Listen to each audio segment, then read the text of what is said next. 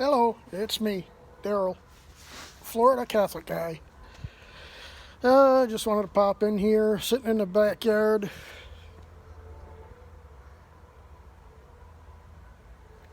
Another bright, sunny, warm day, almost hot.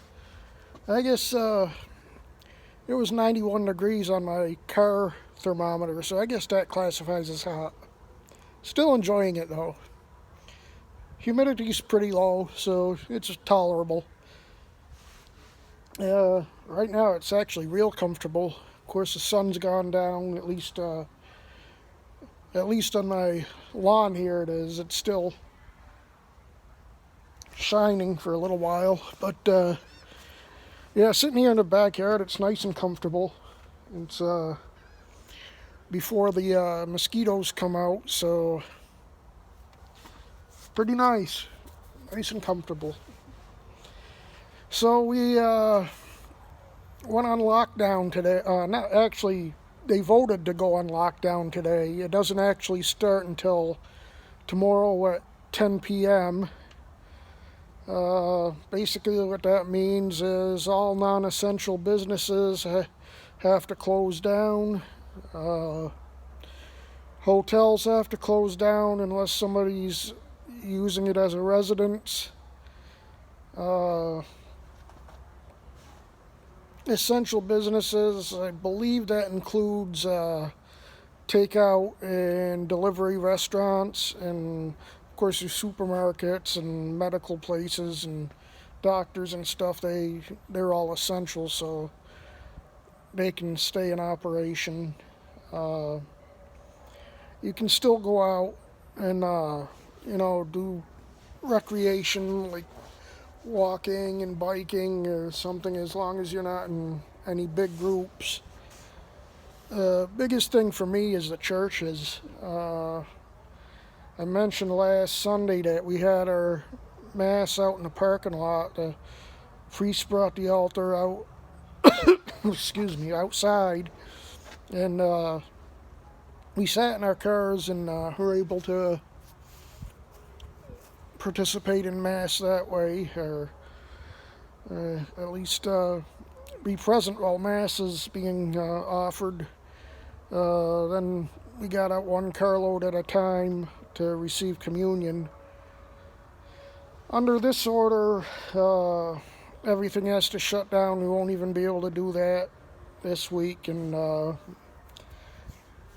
basically the bishop put out sent a letter to my priest saying that he's got to lock up the church, because today would be our normal day for the Men's Holy League, and we start usually with adoration. We do the Vespers, and then we say the Rosary, and confession is heard during that time also. And then if we were having our normal Men's Holy League meeting, we were after our adoration time, which lasts about an hour, we'd go in the hall and have our discussion, which would consist of reading and learning about the Catechism. I think it's St. Pius X. And after that, we'd have our social with drinks and cigars and stuff. Haven't been since Lent. I don't imagine they probably cut back on the drinks and stuff since Lent's going on, but I imagine they still do some social gathering. But obviously we weren't able to have the meeting and social with everything going on, but we were still going to have adoration and confessions. Excuse me.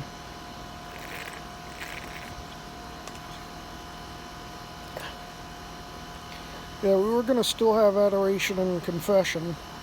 We just wouldn't have the meetings, and of course we take all the precautions, keep one pew apart from each other and don't sit behind or in front of somebody even when you're in the next pew over. So we were going to make sure we kept our distance, but now the bishop said we can't even do that. And with this order coming tomorrow,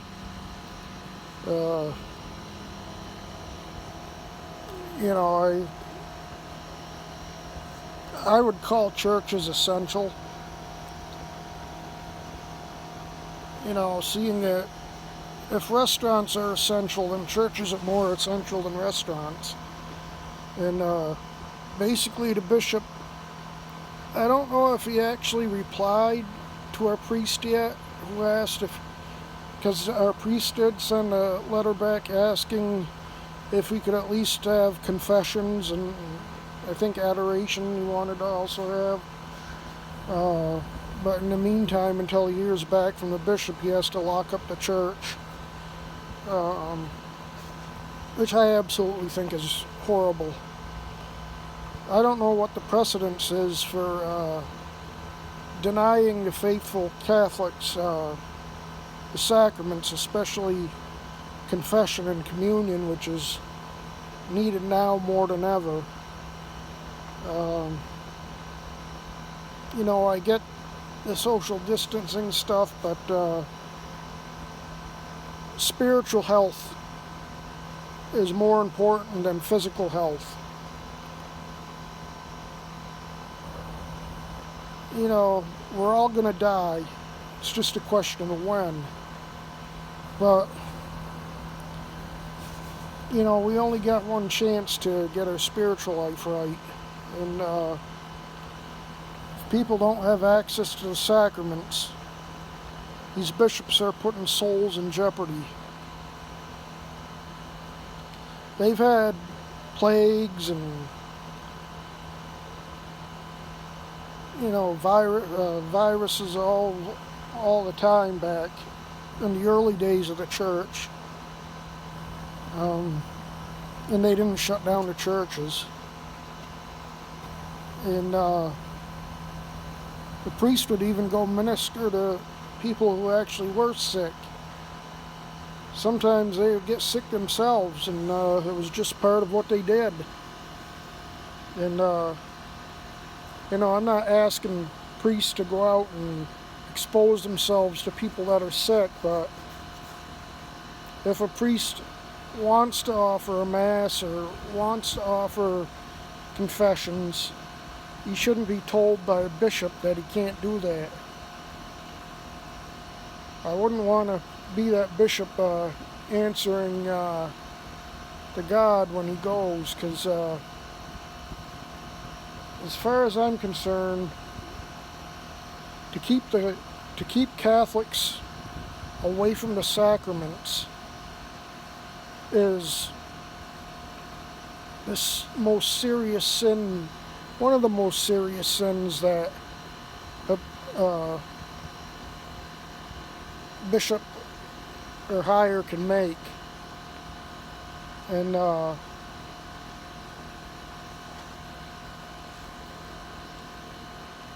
as far as I'm concerned, the order doesn't apply to churches, because we got separation of church and state in this country. Now, the left always likes to talk about, the church not getting involved in government, but now it's okay, apparently, for the government to tell the churches what to do. And that sounds hypocritical to me.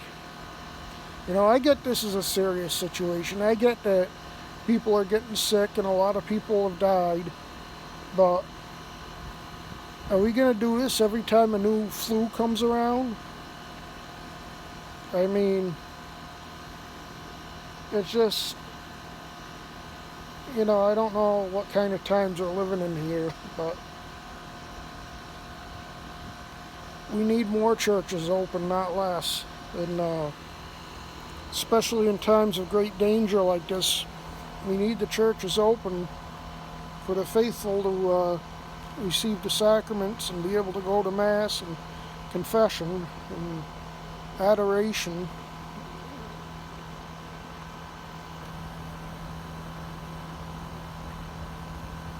Jesus is our physician, spiritual physician, and Mary is Our Lady, help of the sick. I trust Jesus and Mary more than I trust any doctor here on earth. And we need our churches open, and Catholics need to have the sacraments available to them. And any bishop that's denying this, like I said, I wouldn't want to be him meeting the Lord. I got my own sins to answer for, and I pray every day that I die in a state of grace. But that's getting more and more impossible if you shut down the churches and tell people they can't go to confession and communion. So I think a lot of these bishops need a good wake-up call, and even all the way up to the Pope himself. And that's just my thoughts and stuff. You can't just shut everything down for an unknown period of time. Like this lockdown order that the county just did. Actually, they were bullied into it by the mayor of Tampa, Castor. I call her castor oil. Suits her. But both her and Sheriff Chad Chronister, the one who likes to release all the inmates to the population, they bullied the county commissioners into. Originally, it was just going to be a curfew, and from like 10 to 6 or 8 or something like that in the morning, 10 at night to like 6 or 8 in the morning, and then they were going to do it, I guess, all weekend. Would be a 24-hour curfew, and they would let businesses stay open as long as they could maintain a 6 foot recommended distance between customers and staff and whatever. But Jane Castor, mayor of Tampa, along with Chad Chronister, they got on their high horse and started saying, this is too confusing, we ought to just shut it all down. And that's what they did. And it's a Democrat county. Yeah, it's a Democrat county in a red state. Everybody's complaining that our governor didn't shut down the state, and I'm glad he didn't. There's no need for it. I mean, if you want to stay home or whatever, that's one thing, but people need to work, and telling people they can't work is I've never seen it. It's out and out communism, because it's the government telling private businesses you can't open. Definition of communism right there. The government telling businesses they can't open. That's, and but it's for our own good. Yeah. When does the government do anything that's for our own good? We know what it's all about. Anyway, those of us that have been paying attention, they just want to destroy the economy to destroy Trump. It ain't going to work, because Trump's poll numbers keep on rising. 60% of the people like the way Trump's handling this, and I do too. You know, he's got to stay positive. We're a positive people in this country. This country was designed to go to work. We weren't designed to shut down. And we can't just shut down every time a new virus comes along. You know, I get it. You know, I'm one of the people that are at risk. I got diabetes. But that just means I gotta be smart. I don't want other young, healthy people not to be able to go to work just because I'm more at risk. I'm responsible for protecting myself. But you know, they just can't keep doing this, and you know, whatever. So I think President Trump is on the right track with wanting to get things open as soon as possible. I think his plan is to start opening different areas that aren't as affected as others are. Like obviously, like New York City is really affected. You know, down here in Florida, we're getting up there, but you know, it is what it is. You know, the flu so far has killed more people, and we already have drugs that seem to be working at helping people get better. So,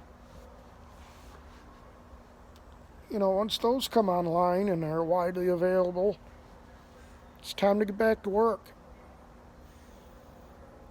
You know, we can't go on without having toilet paper, and you know, that's another thing, these hoarders. You know, there should be a law against it. And I'm against the government telling you what you can and can't have, but when you got people buying a cart full of toilet paper, what the heck do you need a cart full of toilet paper for? How much are you crapping during the day or during the night? I've had bad cases of diarrhea before, but I've never gone through a case of toilet paper in 3 or 4 days. In fact, I've had a roll of toilet paper in my bathroom that I put on last Friday, and I still got more left. Probably enough for a few days more. So if I can make a roll of toilet paper last over a week, and that's just one roll. You don't need a case. You maybe need a case, but even two, you know, if you have a large family, you know, you might need 2 or 3 packs of toilet paper, but you don't need to fill up a cartload of it. You know, you're not using that much. If you are, you better get checked out by a doctor. So people have got to stop hoarding. I mean, I went shopping today to pick up a few things, and I was able to pick up a pack of 32 plates, which usually I buy, I want to say packs of 100. And you know, usually if they didn't have the packs of 100, I'd just buy like 3 of the 30 packs, but you can only buy 1 because people are hoarding it. So, you know, I got enough for now, but you know, I like trying to limit my shopping to once every week or 2 weeks or stuff, but can't do that now, because in order to do that, you gotta stock up a little bit. I don't mean hoard like people are doing now, but you know, paper products like toilet paper, I'll buy, you know, probably two cases of 12. Got 12 rolls in them, and same thing with paper towel. I get, I think those are packs of 12 too. 8 or 12, something like that. But those will last me for a while. And can't do that now because it's not on a shelf, and almost all the eggs are gone. There was no ground beef. They're trying to think of what else was out.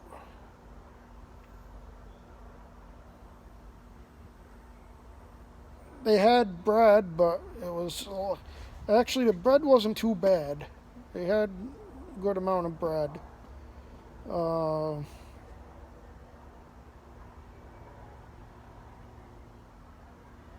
Eggs were, I think I mentioned eggs are low.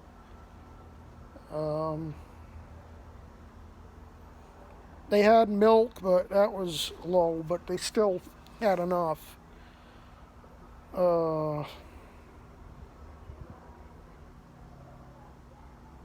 Oh, spaghetti sauce. They had hardly any left. I was able to pick up some can, but not my, or some jars, but not my normal brand. But I was able to pick up some.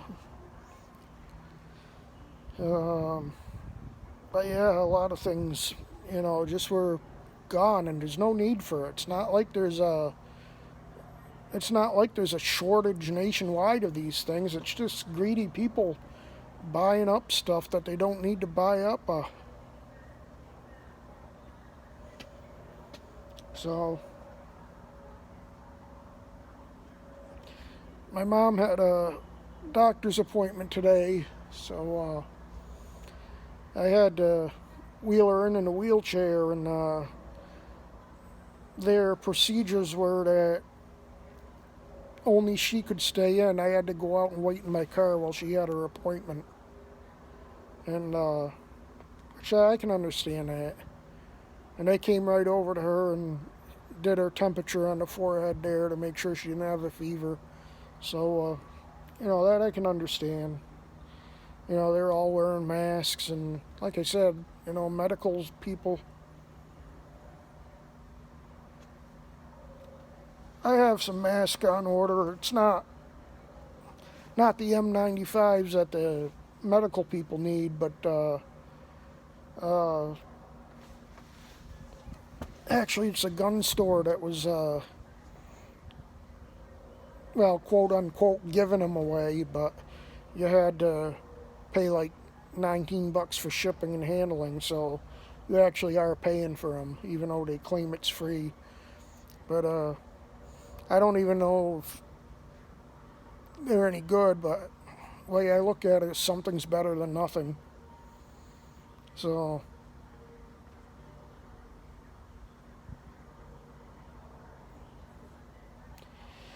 anyway, it's a beautiful night here. I just absolutely love it down here, even with all this. I wish I didn't wait so long to come down here, but I'm down here now and enjoying this. And let's see if I can get out of this chair.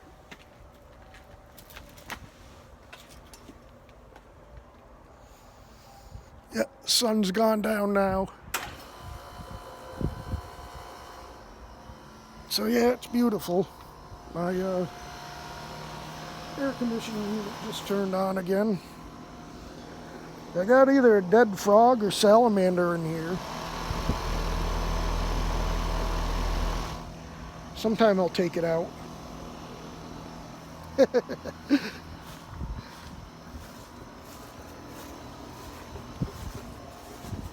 Locking up the gate. I had the pest control people up here.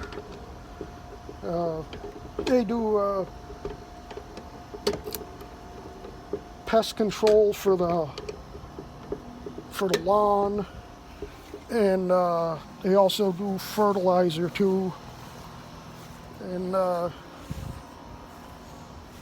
made some notes, said that it was dry, which I don't get, because actually the sprinklers ran twice last night, so I don't know where to get that it's dry. They also noted that I guess I mowed it too short. which that's their opinion anyway.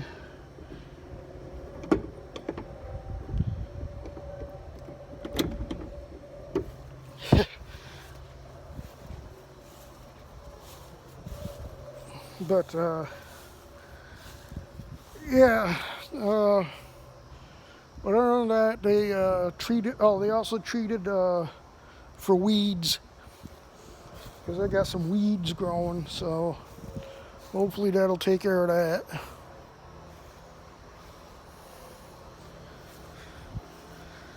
I did adjust my sprinklers, the timing of them coming on and off and stuff.